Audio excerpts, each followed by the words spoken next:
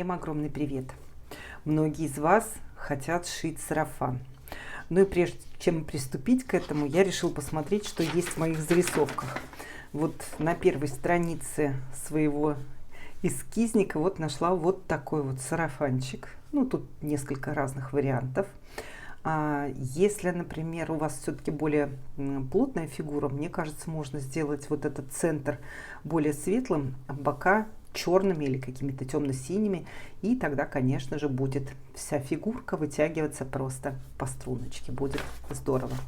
Ну и моя заветная папка с моими эскизами. Здесь я тоже нашла несколько вариантов. Они были давно уже нарисованы. Вот такой вот сарафан, видите? Я так предполагала, что это отдельные детали, такие сложенные, как бы со складкой или сострочные. И сюда в них уходят карманы. Сзади просто тонкие бретельки вот уходят, видите, в разрез. Вот такой фантазийный сарафан. Можно из какого-то ткань в клетку, в полоску. Здесь получается у нас запах, переплетаются вот такие вот завязки, и с каким-то красивым блузоном с широким рукавом тоже будет очень романтично. Причем можно сделать так, чтобы это было внизу не блузка, а платье, оно выглядывало из этого сарафана. Еще вот такой вот простой вариант, ну это прям самый простой, мне кажется, это можно просто сделать как рельефы, перевести сюда нагрудную выточку в этот рельеф. Это будет хорошо, мне кажется, на полную фигуру тоже. Ну а сзади, видите, вот я что тут придумала, такие углы. Эти завязки сходятся сюда, завязываются, и здесь еще у нас получается разрез. Вот такие варианты были в моем арсенале. Но потом я уже стала смотреть, что нам предлагает интернет, и тоже подобрала несколько вариантов. Давайте заглянем в Pinterest и посмотрим, что нам предлагают. Ну, во-первых, смотрите, асимметричные сарафаны очень интересно смотрятся. Мне кажется, будет кому-то вот для молодежи прям замечательный вариант. Посмотрите, сколько здесь всего. То есть вам не нужно прям далеко куда-то ходить. Все найдется под каждым сарафаном. Находятся все следующие и следующие варианты. Просто вам нужно выбрать. Вот еще один асимметричный. Просто нужно будет выбрать свой вариант именно того сарафана, который вам понравится. Вот видите, такой романтичный сарафан. Так, я сохраняла где-то эти варианты. Так, сейчас найдем. Нет, не сюда. Вот здесь вот. Так, ну и давайте посмотрим, что я сохранила. Во-первых, я вам хочу показать тот вариант, который я подобрала для себя. Вот это точно мой вариант. Самый простой, лаконичный. И даже еще, наверное, знаете, со швом впереди, я бы сказала. Вот такой ближе вот этот вариант. Вот он мне больше подходит. И еще бы я подумала о том, как сделать это не просто сарафаном, а сарафаном-жилетом. То есть сделать здесь застежку. Потому что, возможно, сарафаном я и не буду носить. А вот, например, если какая-то будет невидимая застежка, которая будет превращать его из жилета в сарафан и из сарафана в жилет, было бы очень интересно. Ну, посмотрите, какие вот здесь есть тоже. Вот он. Можно сказать, жилет-сарафан, видите, джинсовый. Вот такой вариант похожий, но только расклешенный уже, не прямой. Самый простейший вариант. Так, ну а мы с вами посмотрим такие, знаете, более фантазийные еще вариантики. Смотрите, как можно оформить интересно спинку, да, у сарафана, у любого. То есть тут много разных вариантов тоже у нас получается. Вот сарафан, посмотрите, тоже. Это у нас Vogue. Кстати, можно зайти на сайт Vogue, да, и посмотреть там, какие есть варианты сарафанов. Дальше, посмотрите, вот мне очень понравился. Тоже сарафан, вроде бы. Но прям очень стильно, со шляпкой. Можно сделать себе такой образ необычный. Вот сарафан. Здесь как-то очень красиво оформлен низ у этого сарафана, посмотрите, драные ниточки, многие тоже такое любят, очень стильно смотрится, можно даже с простой, с какой-то рубашкой, будет хорошо смотреться. Вот смотрите, светлый какой-то сарафан, да, ну и тут видите опять, можно вообще, вот, сарафан-юбка, да, только бретельки, тоже как вариант, каждый выберите для себя именно тот сарафан, который будет близок к вам. Вот видите, какая графика интересная. Ну, как бы 17-й год, но я думаю, что и сейчас он будет тоже актуален, этот сарафан. Будет хорошо смотреться. Такой передничек, фартучек, кстати, многослойность. Очень актуальные цвета тоже, так что можно использовать. Ну так вот, а дальше, когда вы уже выбрали для себя вариант своего сарафана, конечно, мы начинаем с вами моделировать этот сарафан. Использовать мы с вами будем выкройку, которую мы строили для комбинезона, выкройка лифа, вот она у меня есть. И на основе этой выкройки мы с вами построим наш сарафанчик. И я нарисовала несколько базовых основ. Давайте все это пока в маленьком варианте. Что мы делаем с базовой основой, которая у нас есть? Мы закрываем выточку плечевую нагрудную, открываем ее в боковом шве. Возможно, кто-то захочет, кстати, сделать вариант сарафана и отсюда выточку. Это тоже можно. Просто вы здесь уже будете рисовать для себя именно тот вырез сарафана, который вам больше подойдет. Например, если у вас есть эта выточка, да, то есть вы определяетесь, насколько открытым вы хотите ваш сарафан, и рисуете. Потом эту выточку, если она не попала у вас вот в эту часть, вы просто переводите вот сюда и открываете ее здесь. И отсюда уже у вас пойдет бретелька. Так, ну какие варианты у нас есть? У нас есть вот, давайте разберем первый вариант, который я выбрала для себя. Это вот такой вот сарафан, который у нас получается цельнокроенный. То есть я буду расширять горловину, естественно, да, потому что базовая у нас основа, она практически под горло. И срезать буду, естественно, пройму. Ну, можно сюда сантиметра 4-5 отмерить от высшей точки горловины, определить, сколько вы хотите плечо по ширине. Я так думаю, что сантиметров 6-7 это точно, 6-7. Далее определяем, можете на себе прям померить, насколько вы хотите сделать вот глубокий этот вырез. Определяете эту точку, ну и рисуете красивую линию. Кто-то захочет прямую совершенно линию, кто-то немножечко линию такую мягкую. Можете сначала построить, просто соединить прямо и где-нибудь в середине 1-1,5 сантиметра сделать отступление и нарисовать уже более мягкую линию. Что касается с линией проймы, тут тоже нужно определиться, насколько сильно вы хотите открывать, вот занизить эту линию проймы. Здесь, посмотрите, она достаточно глубоко и уходит прям почти к талии, эта линия. То есть это даже получится ниже, чем у нас получается выточка. Как правильно лучше красиво нарисовать линию проймы? Выточку все-таки лучше закрыть, да? Вот я ее закрою, например, и уже, ну как закрыть? То есть мы вот так вот делаем. Давайте сейчас мы разрежем. Это у нас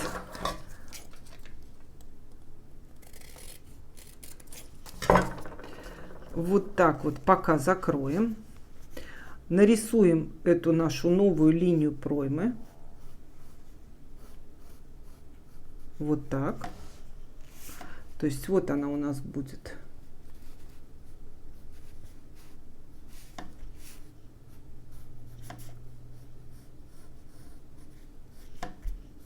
Видите? В закрытом виде это выглядит вот так. А здесь это выглядит вот так. То есть у нас остается вот эта часть выкройки, которая только будет нашим основным сарафаном. Вот это все мы с вами убираем. Теперь, что касается здесь. Если кто-то захочет приталенный, вы оставляете выточку. Если кто-то захочет более свободный, можем даже здесь еще добавить 1-1,5 сантиметра и начинать расклешение от талии. То есть, если кто-то захочет расклешенный сарафан. На спинке все то же самое. То есть, мы отступаем здесь по спинке тоже количество сантиметров, 4-5 сантиметров мы здесь отступали, ставим точку, но она у нас, как правило, попадает, наверное, на выточку. Дальше отмеряем плечо, но плечо буквально на 0,5, на 0,7 чуть пошире должно быть, потому что нужно сделать по плечевому шву посадку, чтобы все равно ваш сарафан хорошо сидел. Определяемся, значит, у нас 6,5 или 7 сантиметров, или 7,5 сантиметров, то есть какое мы тут плечо определяли. Далее мы отмеряем точно то же расстояние от талии до конца нашей проймы, которая у нас на полочке, и рисуем новую пройму на спинке. И точно так же вы прорисовываете горловину по спинке, росток. Если кто-то будет его делать просто более углубленным, но повторяющим вот эту линию, кто-то, возможно, захочет тоже сделать треугольный вот этот вот вырез. И дальше то же самое. Либо мы приталиваем, делаем прямым, либо мы его рисуем расклешенным. Клешение. Сколько делать клешение? Как правило, если у вас все-таки из базовой основы, то по линии бедер это не больше 4 сантиметров клешения вы учитываете. Иначе будут уже вот эти складки, фалды очень некрасиво складываться в боковом шве.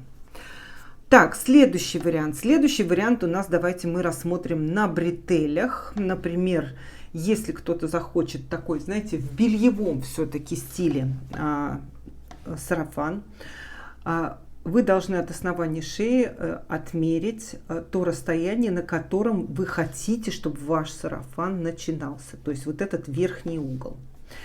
Дальше примерно определяете ширину вот этих верхних углов. Так, сейчас давайте найдем такой сарафан, чтобы нам было понятно, о чем мы с вами говорим. Что-то я таких сарафанов здесь и не сохранила. Ну, я имею в виду вот такой вот сарафан, когда вот прям вот раз, все у нас выточка. Вот прям в бельевом стиле такой вот сарафанчик. Вот такой. Ну, выточка здесь может и отсюда быть, и из талии вот сюда наверх. То есть вариантов выточки здесь тоже много. То есть вы определяете вот этот угол, на каком расстоянии должна быть вот эта ширина. Это вы прям можете померить на себе. И определяете высоту вот этого, где должна начинаться эта точка. Примерно ставите эту точку, значит, на своей выкройке. Но вы, кстати, можете потом уже откорректировать. Можно скроить чуть пошире, сделать макет и уже на макете сориентироваться. Далее мы с вами рисуем горловину и наш вот этот вот вырез проймы. Измеряем вот это расстояние, потому что нам же с вами все равно потом бретельку еще выкраивать. То есть измеряете бретельку, сколько она будет по полочке. На спинке определяетесь, как у вас будет. Либо у вас тоже будет пройма и подниматься сюда. Возможно, кто-то захочет вообще срезать вот так вот, да, вот по линии груди. То есть у вас просто эта лямочка пойдет вот сюда, вот будет присоединяться. Например, определили, что у нас все равно тоже пройма. Примерно отмеряете то расстояние, на которое вы хотите опустить спинку. Чертим на спинке. Это можно делать под прямым углом. Но кто, если захочет, можно и тоже фигурный такой сделать вырез. Как правило, на спинке вот это расстояние от середины, оно будет чуть меньше. Вот она сюда под углом у нас должна уходить, наша с вами бретелька. Вот она. И, может быть, тут не слишком соответствует рисункам, но давайте как уж есть. То есть вот у нас с вами спинка. Измеряем тоже бретельку. Складываем с этим, да. То есть вот мы измеряем всю ее. Вот так и вот так. Это у нас длина бретели. Записываем для себя. Но опять же, корректировать все вы можете уже на примерке. Ну и дальше тоже. Прямой сарафан или приталенный, или расклешенный. Моделируете уже сами. То есть такой в бельевом стиле. Вот эта выкройка у нас, которая комбинезона, она очень хорошо, она не совсем по фигуре, она достаточно свободна, с хорошей прибавкой. Потому что такой сарафан мы все равно с вами будем либо на блузочку надевать, либо на маечку на какую-то. Поэтому он должен быть, конечно же, посвободней. Так, какие у нас с вами еще варианты? Есть еще, знаете, какой вариант? Можно вообще без выточек обойтись. Вот у меня тут есть базовая основа. Разрезаем сюда выточки. Вот так вот. Закрываем ее. Рисуем себе новую линию нашего сарафана. Например, вот горловина, вот плечо. И вот я опускаю пройму.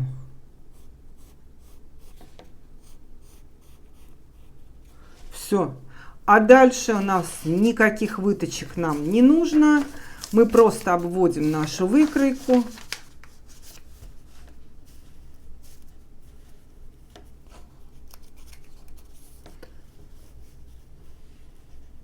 То есть вы вот обводите новую горловину, вырезаете, новую пройму. Здесь вообще просто прямо расклешаете и прибавляете нужное количество сантиметров по низу, чтобы у вас сарафан, конечно же, получился везде ровной длины. Точно так же мы поступаем со спинкой. Разрезаем до выточки, закрываем ее, эту выточку. Точно такое же количество сантиметров отступаем отсюда, ставим новую точку и буквально на 5 миллиметров больше по плечу, да, то есть тоже ставим новую точку, рисуем новую линию проймы, новую линию горловины. Вот, потом вы, значит, обводите вот это. Единственное, что обязательно учитывайте, что у вас расклешение по низу должно быть одинаковым и по полочке, и по спинке. То есть приведите по низу к одному знаменателю. Если у вас больше расклешение получилось по полочке, значит к спинке вы добавляете то же количество сантиметров, которое у вас есть по полочке. И делаем все совершенно одинаково. Иначе тоже у вас боковой шов будет заваливаться либо вперед, либо назад.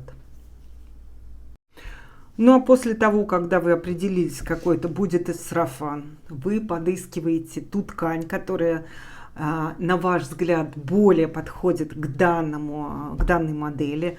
Например, вот здесь, мне кажется, это вообще из пальтовой ткани. В этом году это модный тренд. В этом году даже модно платье из пальтовой ткани. Сарафаны тем более. Покупаете ткань, рассчитываете, сколько примерно. Посмотрите, вот какие завязки, тоже какой интересный вариант. Он как бы летний, но мне кажется, его можно и как осенний вариант с красивыми отстрочками сделать. Если, например, с белой хлопковой блузой, будет очень интересно смотреться. Вот посмотрите, такой красный. Вот этот, кстати, вариант, он у меня сохранен. Это тоже как платье. Но мне кажется, если кто-то осмелится сделать такой сарафан, это будет просто невероятно смотреться, соответствующая обувь. И если добавить сюда многослойность, например, еще тоже какое-то трикотажное платье внутрь, длиннее, чем сарафан. Возможно, сюда можно рубашку и брюки добавить. Мне кажется, будет очень стильный вариант. Так что экспериментируйте, не ограничивайте. Вот, пожалуйста, вот с брюками вариант, да, сарафан с брюками. Смотрите, как интересно смотрится. Мне кажется, будет очень-очень-очень даже креативненько. Ну все, покупаем ткань, моделируем наш сарафан, строим выкройку нашего, вот, который у нас есть для комбинезона. Ссылку, как всегда, на выкройку я оставляю для вас в описании, то есть вы сможете сделать для себя эту выкройку. И уже потом мы с вами приступаем именно к пошиву. Ничего там как бы особенного нету. Ну, покажу, как я буду обрабатывать для себя узлы. Но, кстати, может быть, кто-то захочет вообще кожаный сарафан. Я где-то видела и кожаный сарафан. Вот, смотрите, пожалуйста. Ну какая красота! Вот вам и подиум, да? Посмотрите. Много тут этих вариантов. То есть, возможно, кто-то захочет из кожи сарафан. Тоже будет интересно. Так, ну а на сегодня мы с вами заканчиваем. Хочу только сказать, если вот такие сарафаны просто с бретелями, это вы должны раскроить юбку и просто уже бретели отдельно к такому сарафану у нас притачиваются. Возможно, пристегиваются. Так, ну что, будем с вами дальше работать, шить параллельно куртку, шить параллельно сарафан. Будем утепляться к осени. На сегодня я с вами прощаюсь. Не забывайте ставить лайки, подписываться на канал. Это, конечно же, все помогает в продвижении канала. До следующих видео, до наших ближайших полезных встреч. Всем пока-пока.